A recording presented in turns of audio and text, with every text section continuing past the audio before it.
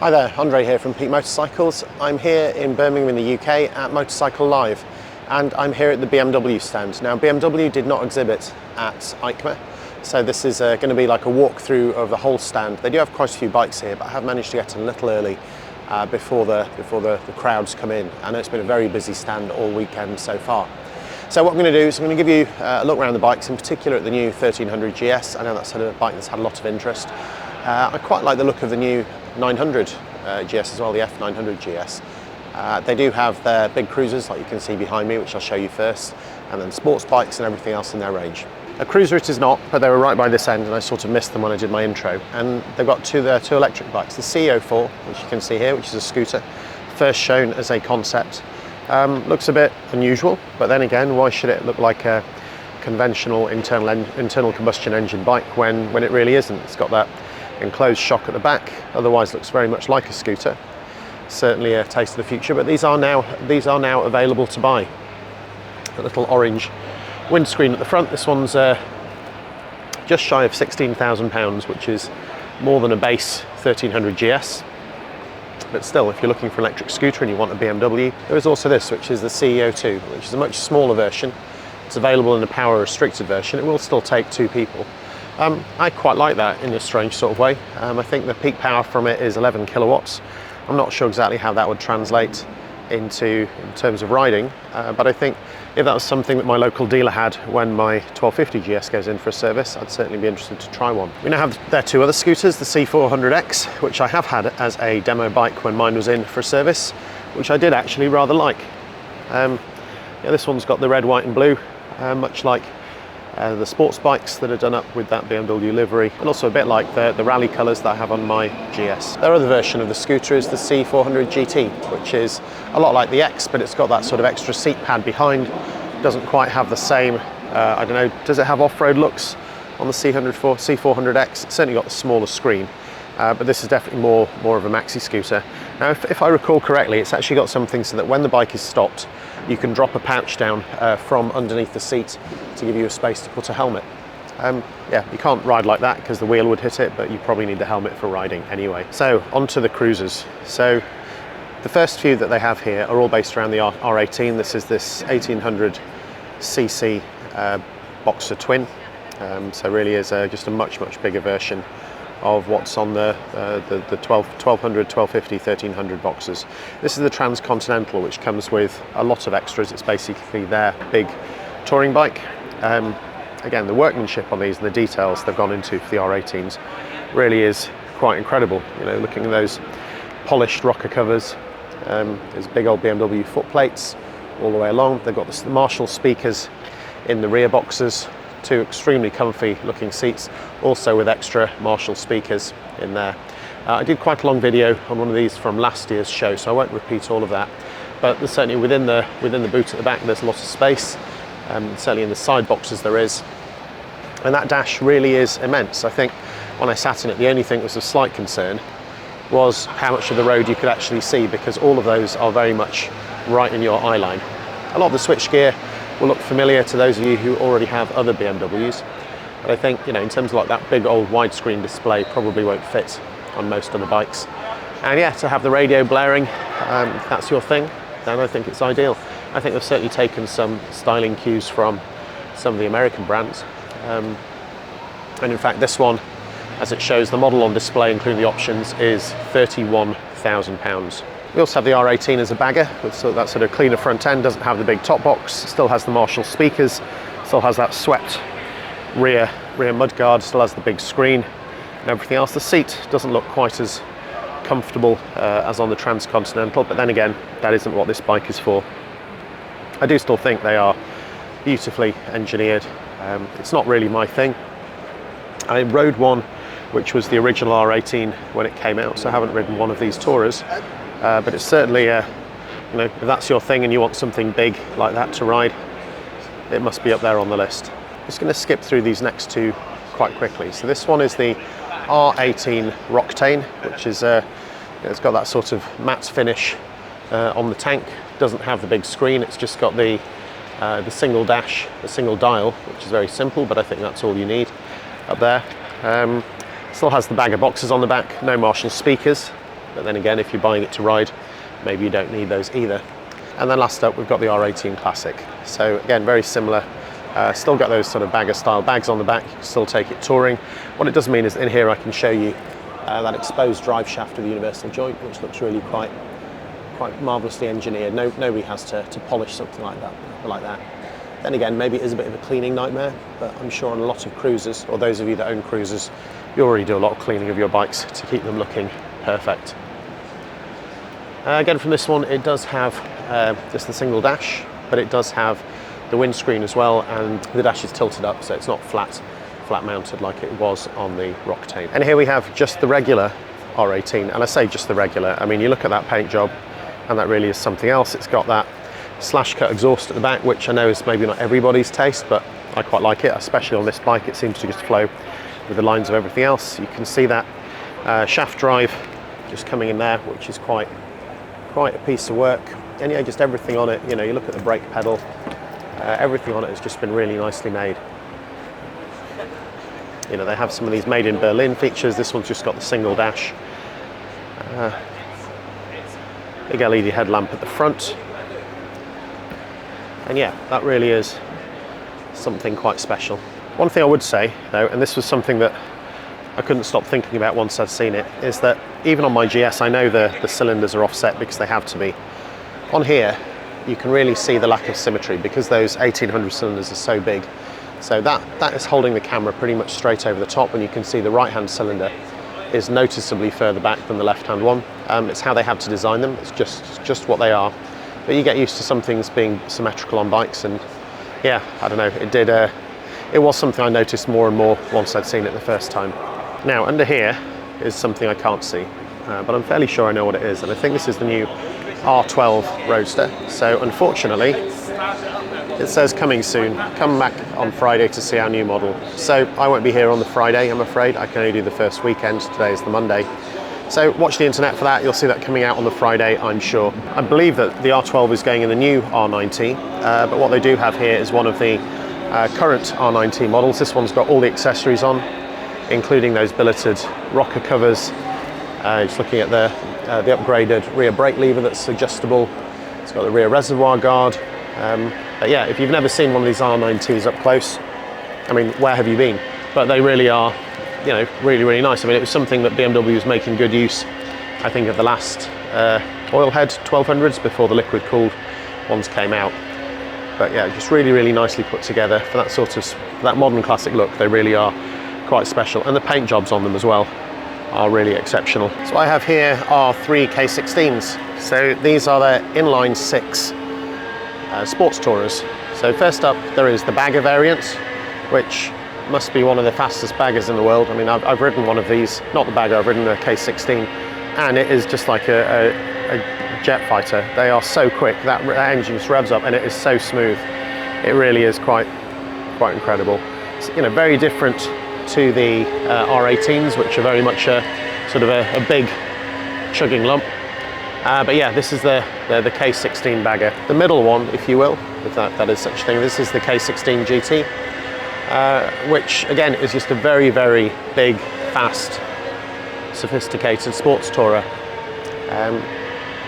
Dare I say, it almost looks a little bit understated after looking at the R18s, but you can see it's still got the spotlights, it's still got all the tech that's in there. It still has 2 comfy seats, it's got the big boxes. This one does not have the rear box, but I'll show you one of those in a moment. It does have the widescreen dash, doesn't have anywhere to put your BMW Nav, which will be a shame to those of you that invested one for another BMW, like me. And then finally, here is the K16 Grand America. So it's got that sort of, is it cloudy, is it sort of, I don't know, night sky, difficult to tell, paintwork on it. But this one really does have, I think, almost every extra going. And it does have that big backrest with the speakers.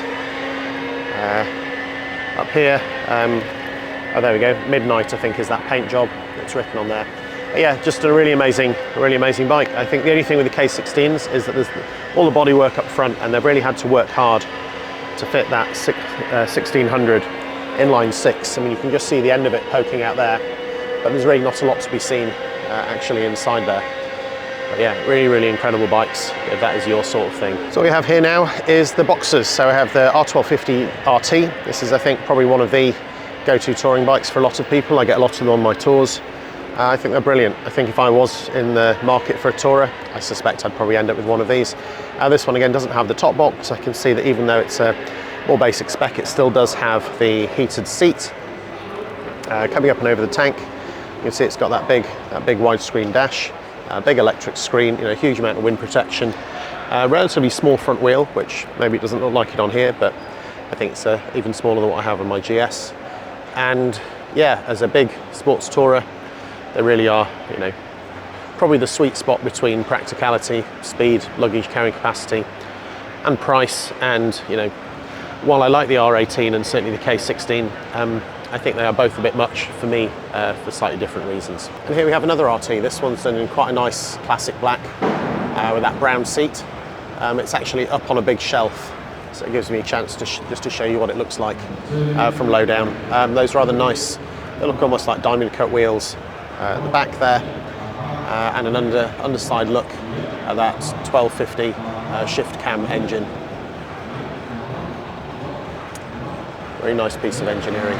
Right then, adventure bikes. This is maybe what people actually come to the channel for, and there's quite a few of them, so let's go. So here we have the 310. Now I have ridden one of these. I think they're actually made in India for BMW, but for a baby GS, I actually liked it a lot more than I thought I would. I mean, yes, it doesn't have the refinement of the bigger models, but it is a fraction of the price. And if you are struggling to get insurance, or you're a new rider, or you just want something small for a city as well, I think they're a great choice. Next up we have the F900GS, which is, I guess, they're smaller of the two middleweights because they have the F900 as well. Now this one does have quick shifter, it's got the electronic suspension, it does have that tiny little stubby rally screen, which probably makes it a little bit more practical for riding off-road. It's still 227 kilos, so 25 kilos more than a Tenere 700. Definitely has a lot more tech on it and isn't as off-road capable as a Tenere 700. It's also significantly quicker, but I think they do slightly occupy that same space in middleweight adventure bikes. So what we have here is the F900GS Adventure. So this has a 21-inch front wheel with a fairly skinny tyre, or at least it looks like it's on that rim. It does come accessorized up, but it doesn't look too bulky, at least from the side. I want to show you from the seats, you'll see that it does a little bit more from up there. But it's got the side bars, it's got those enduro-sized pegs, it does have a quick shifter, does have a centre stand, which is useful for maintenance. This one's also got the space for the luggage racks that will take the big BMW boxes. Coming up and over the rear, it's got the place for the Adventure top box. It's got a one-piece seat. I think on the standards you can get it with a two-piece seat. And there, yeah, this is the bit where it gets fat. When you see looking down, it really is that very wide tank, quite imposing. And then coming up, looking at the dash, so it's very similar to my 1250GS. I see here they've actually got the USB as well as the DIN connector. And there we have the new BMW Navigator. I must admit, I am slightly curious to have a play with that. Oh, and it is working. I think I'm going to come back later in the day and actually have a go with that, because I've a Nav 6 that I've been using for a long time. So I am slightly curious to see what's new. So here we have the current R1250GS Adventure. This is the T, the Touring Edition with the big boxes. It's got those big crash bars on the side. It's got the box on the top. These bikes have been around for a while, first as the 1200 and then as the 1250. So I won't dwell on this for too long. I'm sure there'll be a 1300 along before too long. But as a result, for now, BMW are doing these bikes with luggage, I believe. It is to shift the old models, no doubt about that. But until the 1300 Adventure comes in, this is probably the next best big BMW GS Adventure bike. As with several of their models, it's also available in the Rallye colours. I have just the standard GS, so not without the big tank. Just to add one more Rallye, here we have the F900GS Rallye Edition, and I think that looks really good. I love that very sort of no fuss back end. It's got that suspension adjuster on the side. Again, doesn't have the electronic suspension, probably doesn't need it. It's got fully adjustable shower forks. And actually, with that slightly rally shaped screen at the front, I really like that. I think that's a really tidy bike. Yeah, not as in your face as much as the bigger ones. And I think for sort of a trail bike, in fact, even the fact it comes with these metal handguards instead of the standard plastic ones is pretty good. This one, as it's spec'd, is just over £15,000 here in the UK. I generally don't do prices, as you might have noticed, just because they vary from country to country and they change over time. But I think as a comparison with the 1250 and the 1300, it might be useful here. And here we go. I think this is what people might have come to see. This is the new BMW 1300GS. Now I think this is just one of the more touring flavoured ones. It's got the side cases on, doesn't have the top box. Now I think that this comes with central locking now. And if you've had a GS before, what you'll probably be able to tell is that almost everything on here is different.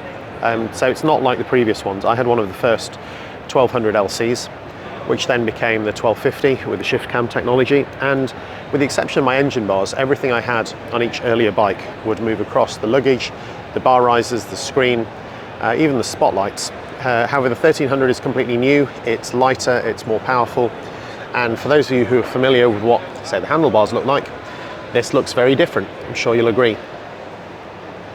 The dash looks very similar. The nav bracket looks very similar. But other than that, I think this is a completely new bike. Now, I haven't had a chance to ride one of these yet. There are some already out with customers, so there's plenty of riding reviews out there in the world. I will be going to ride one in Spain in the spring, so really looking forward to that, just to see how much it differs. I know that the looks have been a bit polarising, but quite often they are on a new bike when people aren't familiar with the styling, and these BMWs that have this sort of cross headlamp with the main headlamp in the middle. There's that big plastic panel, which I think is for the forward-looking radar for the active braking. The screen is adjustable. This is in its lower position, as you can see. It will actually move up and down by just moving how it's bolted on. So looking at how this is currently set up, you can actually change what the multi-rocker screen does on the left-hand side. It's currently set to windscreen, so for those of you that used to have to do the turny knob in there, you can now have your GS with an electric windshield. There we go. Look at that go up. Perfect for cruising down a motorway. That's lovely. Here we have one of the new colourways for BMW. I don't think I've seen a metallic green and gold before. I think that looks rather good. I'm sure it'll be polarising, a lot of these things are.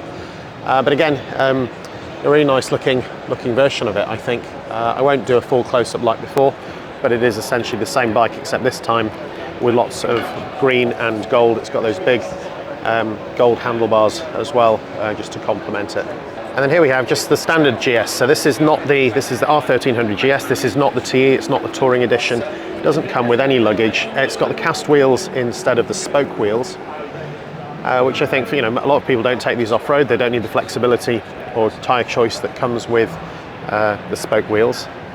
And to me, that looks a little bit plainer than the others. So if understated is your thing, I think that looks rather good. As ever with the 1300GS, they will do what used to be called a rally version. It's now called a trophy version. And I think that's also because they have the GS Trophy competition, the off-road competition, which is a global thing now. I think people can enter from all over the world. And this is that version of the bike. So gold wheels, comes with the knobblies on it. It's got the rocker covers, rocker cover protectors, and the side crash bars. It doesn't come with any luggage, but then again, if you're going to be using this for competition, you probably don't need it. It doesn't even have a place for a rear rack. And I see what they've done now for the seats. So on mine, I have the Rallye seat, which is a flatter seat for riding off-road. Here, they've actually still got a two-piece seat. It just doesn't have the raised-up pillion, so it's easier for getting your weight back. Just coming up and over the tank, where it's got that big tank cover, and it's nice to see that actually on the standard bike, they do have a little storage box, for your phone or your toll tickets or whatever else you need. It also has a much smaller windscreen, which is not electric. I see that now has a control. I'll do that again. So it has a control. It's just got a lever there to raise and lower the windshield. So that's in the high position. Looking at those mounting holes, you could move that up. But yeah, just to give you a look at how that looks. Can you see that? Maybe just about. That's still not that high, but it is covering the sat nav. If I flip that up and put it in the low position, that is really low. The sat nav bracket really is way up there above everything else. And actually, I quite like that, because that would actually give you a really good mounting point for a road book. On mine, the top of the screen, even with the Rallye screen, does snag it. And now they're just preparing to do their little demonstration. It's a very small area. As you can see, these guys are just sliding their GSs around, and then they've got a big pile of mud in the middle. So throughout the day at the show, they do these sort of exhibition things, just showing how much you can do with these bikes. Anyone that thinks they're just like SUVs that never actually go off-road, they are surprisingly capable. Now, I know these guys are professionals, and any professional can make this look good, but to anyone who's done one of the BMW off-road training or skills events, you'll know that actually, even in mere mortals' hands, the electronics on these bikes is so good that even someone like me cannot do this. But I could have certainly taken my GS and their GSs up and down some rocky tracks, which I never thought I would have done before. Right, let's go back to some more roady things. So here we have the S1000XR. So this is the inline 4 taken from the S1000RR, but in a sports tourer. Now these really are quite incredible. They do an M version of this now as well, for those who just want that extra bit of performance. The standard version is pretty nuts, so I'm sure that the M version is even crazier. The front of it does look a little bit multi-strada, but then a lot of bikes do. Sorry, that's probably not fair. Maybe a multi-strada looks a bit like this. I think the multi-strada might have been out first though. But yes, they really are quite a wonderful sports tourer. Right then, coming down this side, we have something that looks a little bit like an RT, but it definitely isn't. So this is the RS. So this has a conventional fork. It doesn't have the power lever, tail lever suspension setup.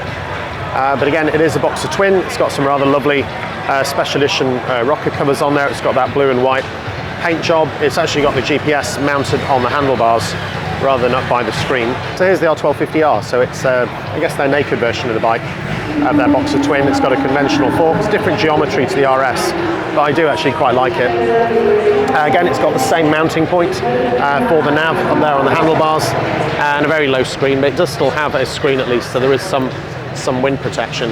Next up, we've got the S1000R, which is their naked sports bike. It's detuned from the S1000RR, but it's still quite an amazing piece of work. This one's got this sort of bronze coloured frame. I've not seen this colourway before with the sort of it's like a bluey grey and the yellow, but it really is very cool indeed. I don't know if you can see on the back here, they don't have a rear light anymore. They just have these indicators which double up as the brake light and the rear light. Here we have the S1000RR. So this is their super sports. It's an absolute weapon. I mean, on a track, I think they're absolutely brilliant. On the road, they do have a lot of things like cruise control and heated grips. And a good friend of mine, he takes his touring with no problems at all.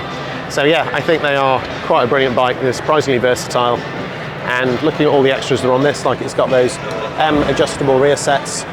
Coming around the front, there's a few things I think that have been added more recently. Some things like the aero. I'm not sure what difference that actually makes and what it does, but still, it's quite an amazing bike. The show is now open, so everyone's coming in. So here we have the G310R. Again, it's that 310cc single, but this time in a roadster. We also have the F900 Sport, which has a few nice features like that sort of twin exhaust at the back there. It's also done in the BMW red, white and blue. I think there is actually a racing cup just for these, and I'm sure they're a lot of fun for that. Just to give you a quick look down and over the seat, up and over on the tank. Yeah, again, I can see the quick shifter. Still has a centre stand for a bit of practicality. It's always weight that could be saved. And even a little belly pan down there to finish it off. Here we also have the F900XR, which is their sports tourer based around the 900 twin. Again, quite a tidy bike. It does look quite small after looking at all those other big BMWs elsewhere on the stand. And in the black, it's probably the most understated bike here. So for the very last bit of the stand that I'm going to look at, I have the BMW M's. So this is for people who thought the inline 4s just really weren't fast enough. Imagine that. So first up, we have the M1000R. So this is the unfaired sports bike. It's super naked, and then the M version has just got all the extra M trick bits on it. I won't list them all, but for those of you that are familiar with this, just when I do the look over it, everything from the M carbon wheels at the back to those beautifully machined adjustable rear sets. There's just extra carbon fibre all over the bike. Those M branded blue calipers, a bit of aero. Yeah, it really is quite an incredible thing. See, it does have a windscreen. Not sure how much help that would actually be at the sort of speeds this bike can go. Next up, we have the M1000XR, and again, I've taken the standard XR, which is already a very quick bike, and M'd it. I mean, yeah, it's just stunning. If you want a sports tourer, I know that Ducati now have the Panigale-based multi-strada, but if you want the BMW, you now have a choice. especially if you found the old bike just wasn't quick enough for you. Just give you a look at the other side of the XR. And yeah, for those of you that have got one of these, maybe one of the standard versions, we'll have a bit of a close-up on some of the other features and what some of the M components actually do. Hopefully that will give you a bit of a look. And last but by no means least, if you've got £36,000 burning a hole in your pocket, and who doesn't? Sorry, who does, that's what I meant. Here we have the M1000RR. It's 193 kilos, makes 212 horsepower. Yeah, it really is just an incredible piece of work. You know, that black frame, the carbon fibre bits that are all over the bike. Yeah, still has all the bells and whistles that you'd get on the standard S1000, but yeah, nice to see that even the aero is carbon fibre on this bike. You know, carbon fibre mudguard, even the caliper cover really is quite special. And you know, this is a bike you can also just ride on the road, and I'm sure many people would. So there we are. That is a fairly quick look around the BMW stand here at Motorcycle Live in Birmingham. They have a lot of bikes here. I was lucky to get in before the doors open to the public, so I could get around a lot of it. As you can see, the show's only been open for 5 minutes and the stand is already pretty busy. Anyway, I hope that was interesting and useful. If it has been, please check out my other content for Motorcycle Live and my other videos, and maybe I'll see you there. Thanks for watching.